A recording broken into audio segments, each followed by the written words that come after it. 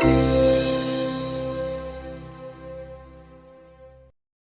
guys, very nice to be here on the stage. Happy to share whatever you want to ask me. And I actually spent a bit of time up in the Creative Labs one day and just saw some amazing things. So if there's anyone in here that I might have met, hello again. Because I saw lots of kind of music, cool little music apps they were making, and yeah, it's good. Nice.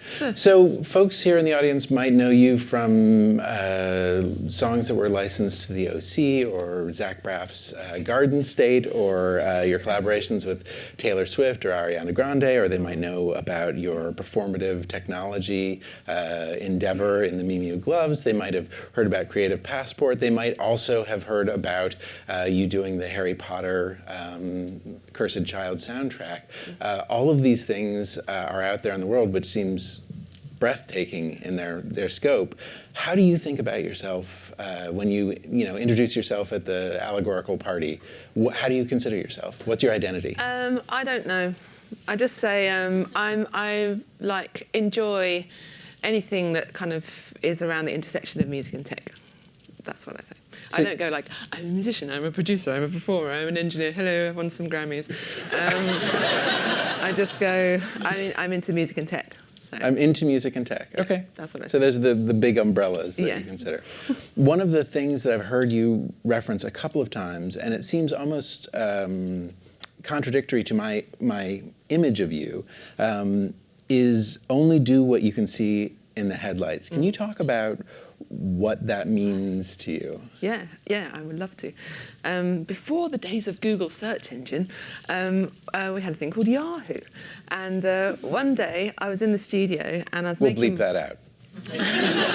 Why? This is a nice story. And so I was there kind of going round and round in circles, trying to finish this song. So I am in my studio. This is the first time I recorded a studio and recorded an album on my own. So I was in the studio constantly, all by myself for like a year. And so it does send you a bit mad. And because I didn't have an A&R man or anyone that would come in and go, oh, that's really good, or you should turn some more cowbell up, or whatever they say, I was going round and round, and so I couldn't finish this song. So I went onto the search engine and I just said, how do you write songs? And I found this article about this writer, novelist, who had written this little blog, and it said in it, only do what you can see in the headlights. And what she meant was, if in the song you can see that there's a hi-hat that needs fixing, or that you're trying to finish a lyric and you can see the colour of his eyes, then just do that. Just write that bit and just keep chipping away, and eventually you'll see the full path ahead of you, and you'll see the, all the landscape. But it's that kind of, oh, I've got so much to do, and it's overwhelming, and you can't breathe. And then you just remember, well, do what you can see now. Just do that. Don't do all that complicated stuff that's far away. You know you have to get to it eventually, but you can't see it just yet. So just do that. So that's what I mean. Yeah, and I use that a lot in everything from like, how do I look after my child this morning when I've got to get to this interview, and I've got, I just say, do what you see in the headlights, which is make sure she has breakfast, and that's just, it seems to be how you are supposed to feed them. That's yes, I'm a father, so I know. 6 months I didn't feed them. Every meal. You're not allowed to skip even one. No, that's true. It's very strict rules. So one of the many things that you've juggled is the Harry Potter Cursed Child soundtrack. We're going to see a quick video introducing that album, which has just been released.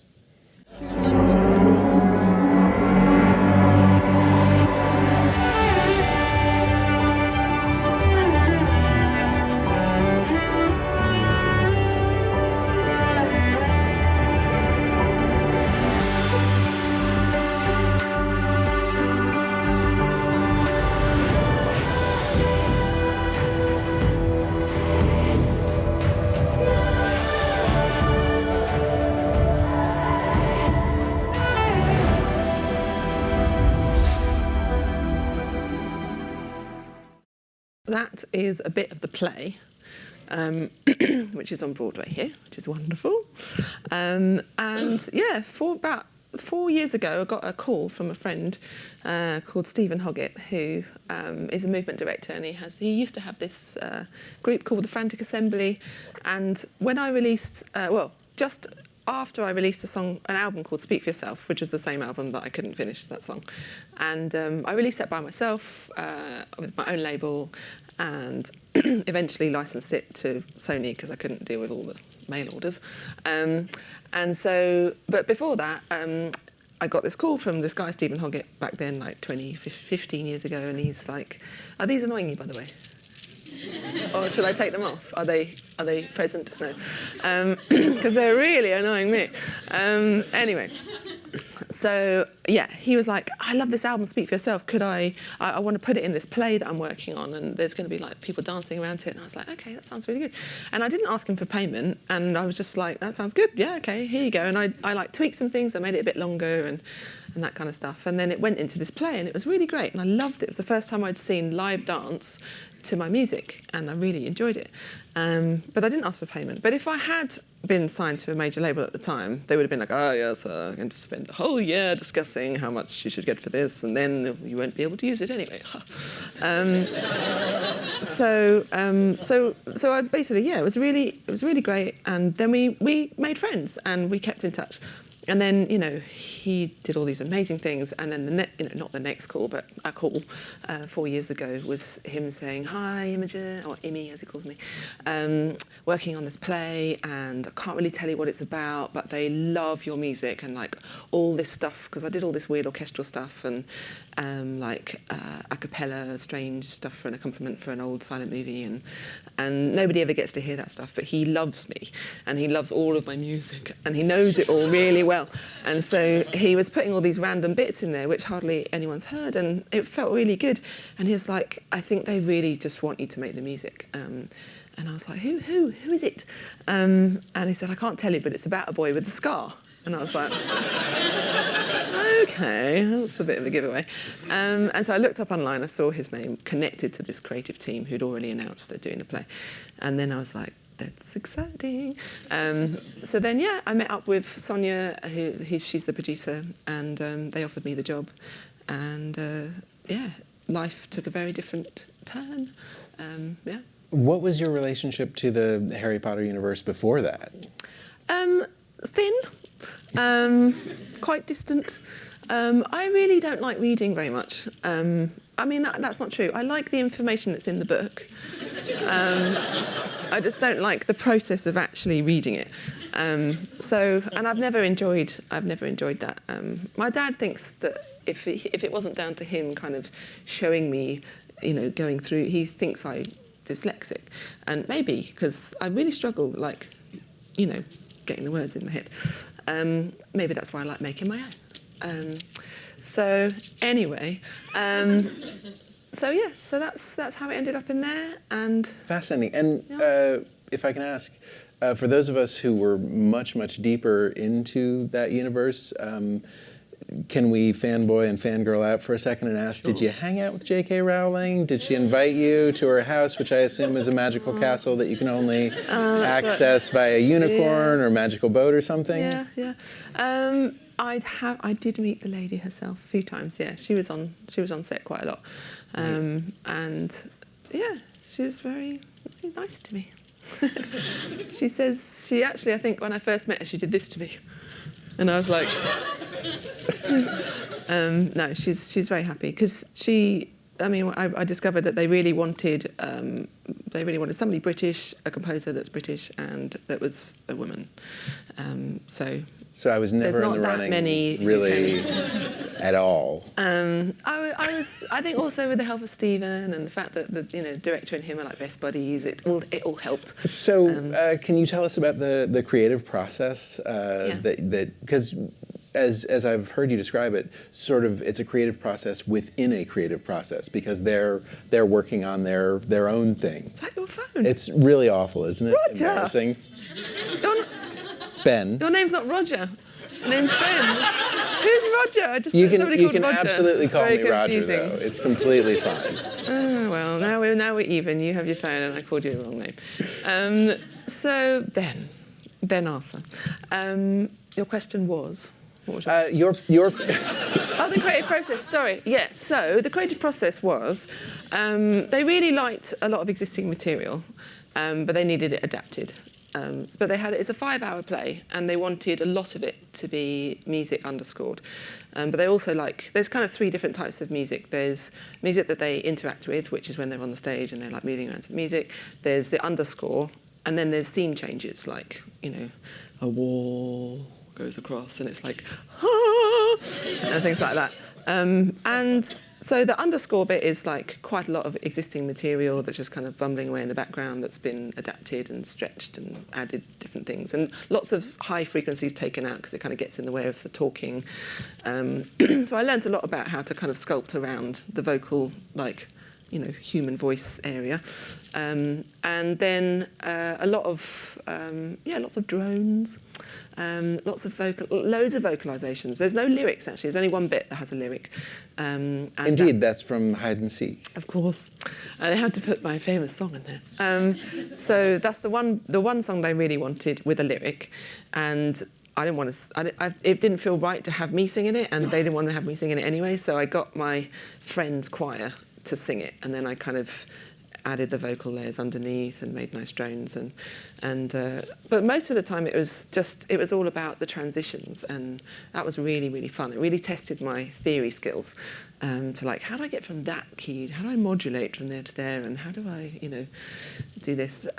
So there's a lot of existing material, and very luckily, over the years I've been quite vigilant into kind of making sure that all of the songs have their stems and they're all documented and kind of filed quite nicely. So all of the songs from Speak For Yourself up all have like drums, strings, vocals, backing vocals, effects, blah, blah, blah, weird sounds, arpeggiated things, etc., etc. And then, so I was lucky enough to be able to pull that in. And those ones that I hadn't done, I've got this awesome assistant called Alexi, and he was in my studio back in this village where we live, and he would be kind of getting those together and then dropping them into Dropbox, into Ableton sessions, where then I was seated in the theatre for about 3 months, and just with my little, you know, computer and my little hard drive and whatever, and had my microphone and some little toys, and then I was just there like that the whole time. And my only regret is that I didn't really get to talk it to anyone,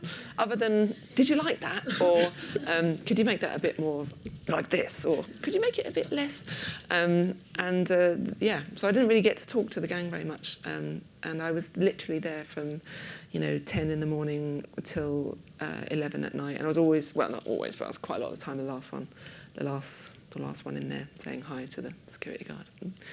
And you took all of this music, something like 100 cues, and created an album, sort of a cohesive album. What was that process like for you? Yeah, so in the theatre it was really great because there's like tons of inputs to kind of, you know, react against and be like, oh, that sound works beautifully with the light. Oh, that sound works beautifully with the sound effect. Or, oh, the pace of that person. So all of these kind of affirmations of that's working, keep going, which you don't get in the studio when you're all by yourself.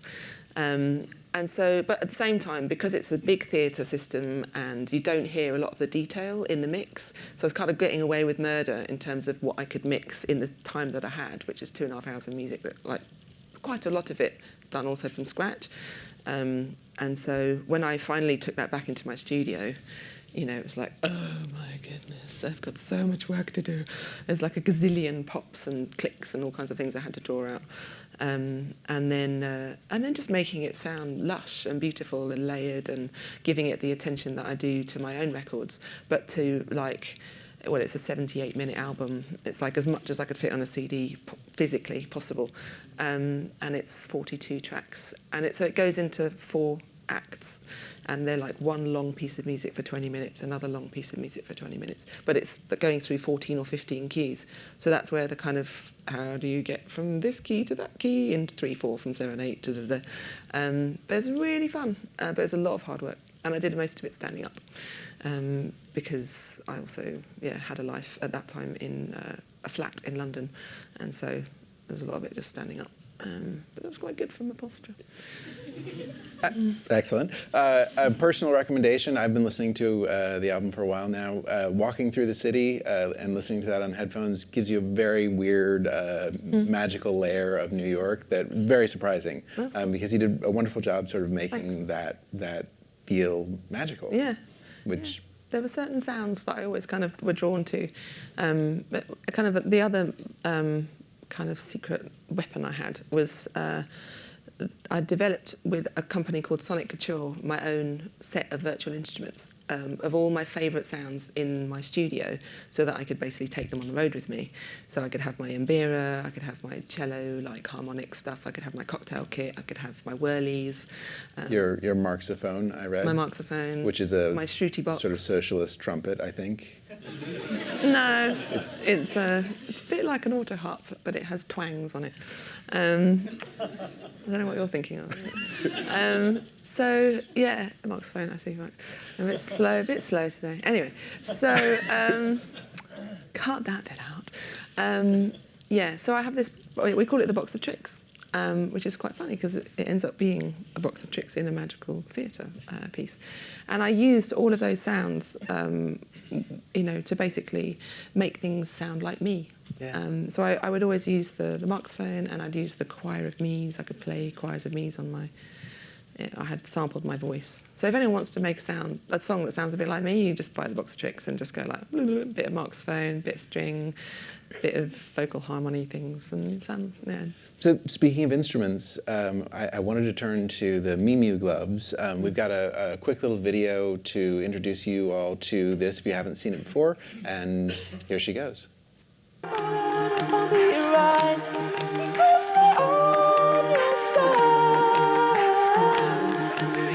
Get me out of here, get me out of here, get me out of here. Will you get me out of here, get me out of here, get me out of here. Will you get me out of here, get me out of here, get me out of here. Will you get me out of here, get me out of here, get me out of here. Will you get me out of here, get me out of here, get me out of here. Just for now, will you get me out? Okay, that was really not a very good example, because what happened before, it's not your fault. It's not your fault. I think it was my team who, for some reason, gave you that. But basically, what I'd done previous to that is I'd looped my voice by catching my voice, and then it would create a loop. And then I would catch another loop. Well, I'd actually put that aside, and then I would catch another loop, and then I'd put that aside, and then I'd catch another loop, etc., etc. And what I'm doing is I'm going posture, fist, up, is record, and when I'm out of that zone, it goes to play. Or when it goes to this zone, it plays, and then it continues to play. And then, I can't remember exactly because that was ages ago, but it's something like, when I want to pull up the volume of the first loop, then I would use my finger like this, and I would just be like up, down, up, or just go straight to up. It'd be 127 in MIDI note, but like 100% loudness. And then if I wanted to add reverb, I just use my secret finger posture, which basically activates the reverb fader, or like the pot, in my software, and it just says from 0 to 100%. So if I was like, dong, it would just sound like now. But if I was like over there, it would be like, dong, like I was in a massive cave. And then, so I play like bass lines, or I might play twinkly sounds, or it's just things that I do anyway when I perform. Previously, you kind of have to be kind of a little bit barricaded by gear if you want to sample stuff, or you're locked into the physical nature of whatever box you're using. And the gloves are, basically controllers at your fingertips, and you can just be very expressive to something which is quite boring. Actually, in real life, it's just like turn up a thing to 100%, and it's like, but you could do that really expressively, like, yeah, or something like that.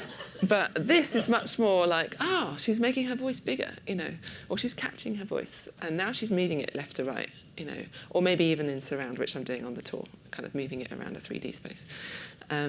And then, yeah, just kind of sampling my voice, bringing in vocoder harmonizers so I can harmonize with my voice. Sometimes I integrate it with like an IR camera. Well, they don't make them anymore, but a Kinect. And I would map the stage into different zones. So I could be like, when I'm over there, then, you know, make the drums more kind of sparse, and when I'm back here, make them more phonetic. Or when I'm over there, switch my harmonizer to minor. Or when I'm over here, you know, or when I'm in the middle, take out my harmonizer. So using the spatial, the stage spatially to affect the kind of bigger parameters in change in a system like Ableton or Pro Tools or whatever. So it's basically like a mapping device. But how it feels is you take on the physicality of something which doesn't have a physical representation. It's like a filter or, you know, a bunch of effects.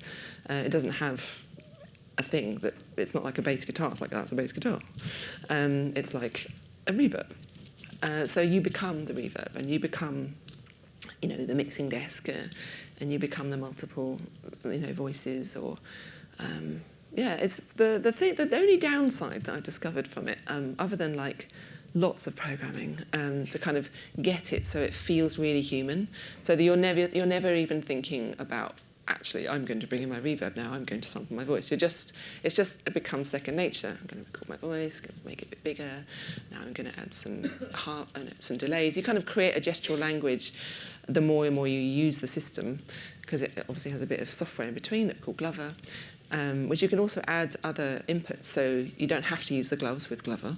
You can use you can use Kinect, you can use a Mio, you can use an iPhone, you can use your Leap Motion, you can use whatever, you know, other types of inputs, and then use them to, you know, move around things in Ableton or whatever.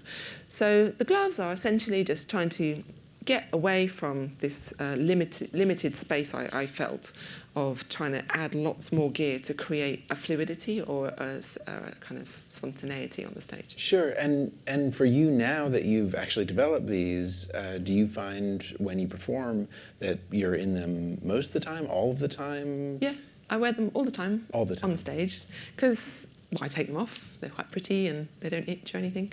They basically have like 8 bend sensors. They've got 1, 2, 2, 2, and 1.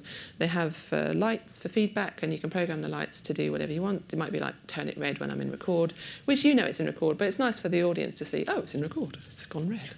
And then it's got a battery, it's got an IMU, so you can get your kind of positional data, and it's got accelerometer, so you can be like drum peaks. And I do air guitar as well, which is really fun. Yeah, so that kind of combination. Then you've got your axes, so you've got your pitch, you've got yaw, and you've got roll, and then you've got different sort of zones, backwards, forwards, up, down. And the combination of that leads to so many possibilities, because if you have a keyboard and you're like, I'm going to play a squidgy bass sound, so you might be like, dun, dun, dun, dun, and you want it to go wow or something. You could do that for pressure, with pressure. You could make it slightly harder if you want it to go wow. But if you want it to like do that and change the tone or something around it, you would have to use your other hand, which is then entirely consumed by going wow, and you're like suddenly just playing a 3-note bass line with a wow thing. But you could just be going wow like that, the same, but just your whole hand, and you could move around the stage and do. Yeah, so it's not good for everything. It's not good if you want to play like some Rachmaninoff with your fingers, but you do that on the piano, because that's what the piano's for. It's really for all of the unseen bits, the bits that don't have a voice or a physical. Nice. But you do get lost in it, that's the only thing. Interesting. I close my eyes all the time, and I'm like in the zone, I'm playing hide and seek, I'm layering my voice, I'm bringing in a harmonizer, and I'm like, God, I finished the song, did I actually look at anyone? Because it's like you're playing, and it's like fills you, because I have in-ears as well. I like just hear the sound, and I'm just like, you just get lost, because you don't touch anything, you know, like a machine or whatever. It just kind of, it becomes really like a second skin. A visceral experience. Yeah. Fascinating. Yeah, it's really cool. And where in the development process are you right now? Are you licensing it to someone? Are you looking for a funding partner? Are you? Why are you offering? Well, it's I was going funny to wait till about- later, but okay. No, I'll tell you what we've been doing, because it has been quite hard. You know, I'm not kind of corporate structures and all that stuff's not my forte.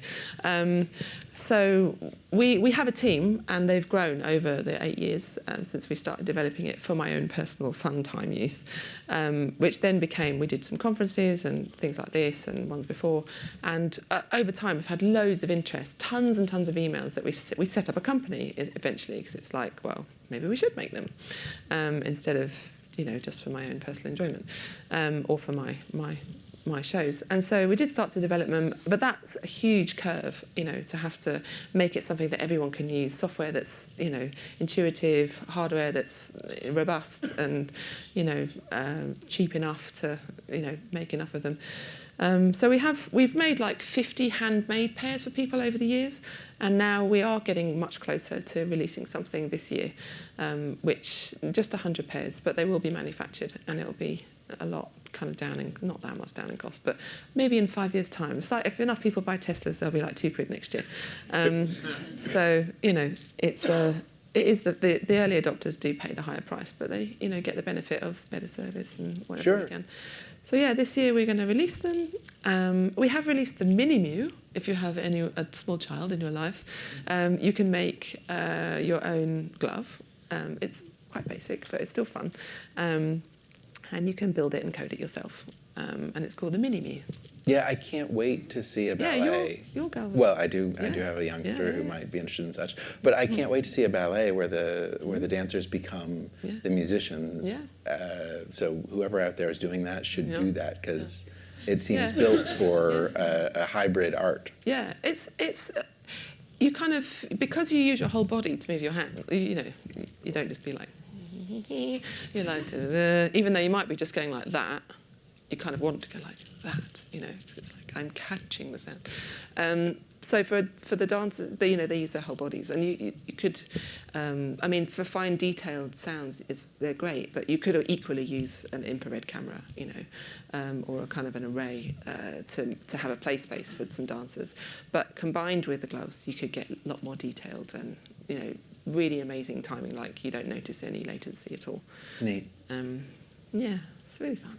Well, speaking of broad shifts in technology, we wanted to talk about Creative Passport. And we have a brief snippet of a video. You can see the longer full video on the YouTube. But for the moment, we'll show you this. The Creative Passport, an identity in a searchable database for music makers to upload and share their information. Everything you'd like to share about you as a music maker, verified and in one place. Map and empower the global music maker community as you list and link to your music and sound contributions. Add unique descriptive data to your profile and individual works to increase discoverability for brand partnerships, playlisting, syncs, collaborations, live or session bookings. At the same time, enabling music services to innovate, benefiting both us and our audiences. This is an identity that belongs to and works for you, while also connecting all of your external existing IDs in one place. Imagine uploading your biography only once, but updating simultaneously across all services. Sounds good? Who's going to build it? You and I. We all are. Step by step, with music makers and services, in forums we host all over the world on our ongoing music and tech tour. Interested? Show your support, sign up, keep up to date with the latest developments and get involved at meceliaformusic.org. Let's bring this necessary missing layer, a music maker database, to life for the health of our global music ecosystem. Because let's face it, nobody else can do it for us. The Creative Passport, by music makers for everyone. So join up. No, we don't really have anything at the moment. This is more like a kind of call to action for musicians to think about their identity, think about what that means, think about ownership of data, about getting organised, really, about having a place in the world where you can say, that is the digital me. That's where I, as a creative self, exist, because it's great to have all these different services and they have their own identities for you, or you may be, you have a profile on Twitter and all these other things, but where are you? Like, I feel very torn apart. I feel very like a big massive tentacle in the oceans. Just, I don't have a centre. Like, you're speaking to my centre as a physical thing, but I don't have that. And more as we kind of progress into, developments in AI and discoverability and curation, and that I really believe that the future of work is going to be around our unique selling points, around how we express who we are in the digital space, so that our cells are working 24/7 on our behalf, in our words, perhaps in our with our ethos, interfacing with the world. And so when it comes down to music, how do we present ourselves? We have a major problem in the music industry, whereby the commercial music industry didn't adopt the technology of MP3 and didn't see Napster as this incredible, amazing opportunity to go, wow, this is life-changing for musicians and the industry. Let's get on this and make it something really great. And instead they kind of went, let's sweep it under the carpet and put people in jail. And really just people wanted to share music that they loved. And so what happened was you had a huge disassociation from the music and the people that made it. Then it just never managed to catch up. And the music industry has been trying to catch up. And they're basically firefighting every day as people try to innovate on this very crooked kind of heavy, clunky industry. So there's thousands of services, and I've spoken to hundreds of them, who want to build new services on, using existing music. But to get to reach that point where they have the permission to do that, to license the music, it's just not viable. They have to raise so much money with VC that it then only leaves little tiny scraps for the musicians in the end, if any. And it's a very lengthy process. And I just feel more than ever, we have an opportunity with new technologies where we could create an open database of works that the whole world could come around and create this kind of Alexandria, this library of content, whereby all of the music services, the labels, the publishers, the collection societies, who all have their own databases at the moment, costing them huge amounts of money, that they have to keep, updated and verified and all that stuff. And they're all incomplete, and they all compete with one another. Right. But if that was just get rid of that, we don't need to have multiple versions of the same thing and all slightly different and all slightly bad. Let's share into a space and contribute to that alive kind of world of music and data and augment what's already there into something that can be tuned into by all the services, so they don't have to have that weight on their back, basically. Right. So speaking of that, you say on Mecelia that you see this as a potential portal for income. Can you talk about how blockchain relates to Creative Passport, or doesn't? Yeah, sure. So for me, I've been in the music industry 23 years. It's very, very hard to know where your money is at any one time. We spent about a year trying to research just the income for one song. Just one song, and it's taken a team of 7 students on and off for a year just to try to get to the bottom of where does it come from? What is that radio station? What is that thing over there? Why does that not match up with that? And that's for me, with a team of people going into the offices of the PRS and the collection societies. Could you explain this? I don't really understand that. And we're still only 5% there. So it's an insane amount of complication for which comes from the physical, the old day 100 years ago of how do we pay a publisher when something gets played on the radio, and it's much simpler. So the Creative Passport is really just about us putting our flag in the sand, musicians at the moment, verifying each other through peer-to-peer verification. Like, we have a QR code, you just shine your camera on someone else's QR code and you go, okay, I verify who you are. And that is a thing that then creates a trust network around all the music makers across the planet in time. But we're not ready for that yet. We're just doing a very kind of we're mainly just going around the world doing this tour where I do concerts, I do workshops, I show off my gloves, I do conferences, I do Q&A, I do whatever I can. And we meet with music makers and services and we talk about this future ecosystem. Because essentially, if we had like this incredibly rich data source linked to the actual content, linking out to all of the musicians who contributed to those works, then you can imagine all these amazing possibilities of discoveries and connections and offerings of jobs and new, somebody wants to book somebody a private concert because they heard something in Spotify or Google or whatever, YouTube, and they went, oh right, I really, really like that person's work. I'm gonna try and book her, and maybe you do it right from the song. And you link, or you say, I love that trumpet player. I want to put that trumpet player. I want to put that trumpeter in my film, and then they book the trumpet player. But if we don't have a way to kind of go, here I am, and here are my songs, we don't have anything to build from. We don't have a home. Imagine you were at a large, influential tech company, talking to some very handsome and smart employees. How would you convince them to support you, and how could they support Creative Passport? Yeah, it's a good question. I think we're not ready for big integration yet. We need to go kind of and create a groundswell among musicians so they kind of own this space, because this is a autonomous thing we need to do. We need to convince music makers to take charge of their data and to really take their digital self seriously. So at the moment, we are talking with tons of services. We might have 4 or 5, a little handful by April or May when we come on the tour around here and we do more, so to bring on more music makers. But we're not ready for that. It's not like MySpace or LinkedIn. It's not ready. It's just, imagine if you owned this. Imagine if you owned your identity. And what could grow from that?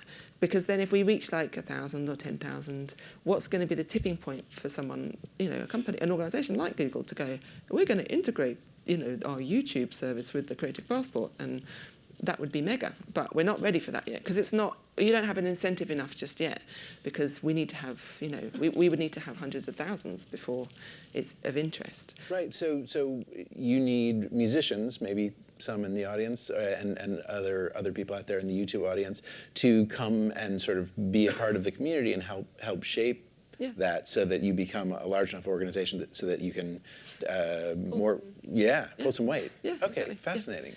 Because we have representatives on our behalf, like labels and publishers and collection societies, but a lot of us don't. So many musicians don't have any way to get even into any industry, because they might be in Sudan or they might be in who knows where they might be. They have no way to get onto the ladder. And if we can try and reach our handshake across, or our Mexican wave across the world or whatever, to these musicians, then we're bringing them into this truly global community, music community, that then hopefully all the services will start to think, oh, well, that's actually really interesting, because now we're reaching into this market and this market and this, and that's their incentive. But for us, it's how can we create a beautiful, healthy, living kind of ecosystem from which these services can grow on, kind of on our that makes sense for us, and then we're truly sustainable, and then we can, have, centuries of wonderful, beautiful music because the musicians are supported. I think we have a question for you. I think Mycelium is very interesting. I'm kind of curious. You obviously need the 3 majors to be involved. Not yet. You don't think so? No, I don't think we need them, no. How does Merlin feel about it? The thing is, it's outside of licensing. This is about your personal identity. It's my skill sets, it's my projects, it's my interests, it's my philosophy, it's my biography. It's things that aren't actually at this moment to do with my songs. They would link into a songs database, which Mecelia isn't. Mecelia is like the vision, the blue sky imagination of the future, but the Creative Passport is a thing. It's like an app, a trust anchor for other services to be able to go, oh yeah, that is Imogen Heap because she's got a Creative Passport and she's been verified by her peers, blah, blah, blah. So if you wanted to go and book a gig, some promoter could pretty much trust you because you've been verified by your peers and you have a good track record and that kind of thing. So at the moment, where the record industry, the majors are going to get interested is when this database does start to emerge, which it is starting to emerge in places like Sweden, there's one, in Malta there's one, and actually here there's going to be a new one around the Music Modernisation Act, around the mechanicals, how they're going to be paid to the writers. And that's something that just passed a few months ago in Congress. So they have to build that in the next 2 years. And I'm going, hello, IBM and Berkeley. How are you going to do that without the music makers? How are you going to build that without us being able to add to the content that you have around your publishers, because that's how they're going to build it. They're going to combine the big publishers together and create another database. But it's only going to be as good as their combined databases. And it won't... The problem with that is that, whether they're guilty of it or not, is that the money that comes in from the services will then go to this body. And then the money that can't be distributed because they don't know the writers because they're too small fry and it's too much effort for them to do it, will just go back to the writers that they do have.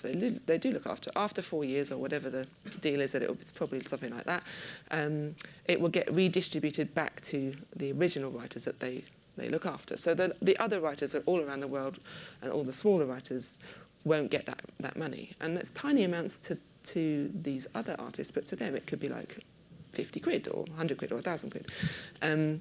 So when they create that, we want the Creative Passport to be able to enable individual musicians to be able to author into and claim, a way to kind of point to this is how to pay me, or this is my collection society, or this is actually me, this missing bit here, so that we can tidy up and do the job for them that they can't afford to do because it's tiny amounts. So the majors, like the record side of things, because they don't have, your ISRC and your ISWC, your two codes that you have for your recording and your publishing. There is no shared database of that, which is crazy. And so if this does start to emerge, that may be where the majors start to pile in their recorded data. And that might start to flourish and become this big Alexandria. Who knows? If we can if we can find a way in for the musicians, then it can grow further. Otherwise, it will just become another kind of clearinghouse, kind of closed space, which will have all this money put into it by the public money, but it won't be further reaching. It will just be another closed database, and that'll be a shame. So we're running a little low on time. I'm sorry to interrupt. I didn't answer your question, did it? Kind of. Sort of. I mean, it's such a complicated it is very space complicated, that it's which is why we need to simplify. And that's when they're going to come on board. Is when you say, look, all that kind of accounting stuff that you do and all that really annoying paperwork and that you're just like, oh God, I wish I didn't have to do this. When that disappears because we have smart contracts and payments and, What I'd say to you, though, is that asymmetry of information is basically a competitive advantage for labels to be able to bargain with people like Spotify. Yeah. And when you have 70 or 80% of Spotify's catalog coming from majors, it puts them in this position where they have to ingest majors' data. Yeah. And this is where I'm sort of like, don't you need the majors on board? Yeah, so that's a good example.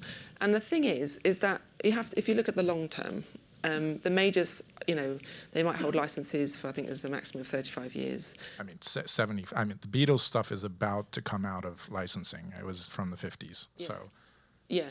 So, but it's like, if you think of all the new material and the trend is, big labels hold large amounts of existing work, and younger, up-and-coming artists or people like myself own our own works, and we have small holdings around our own works.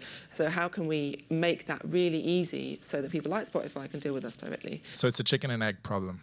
It is, yeah. And we need to be the chicken or the egg, whichever way. But we need to get on with it.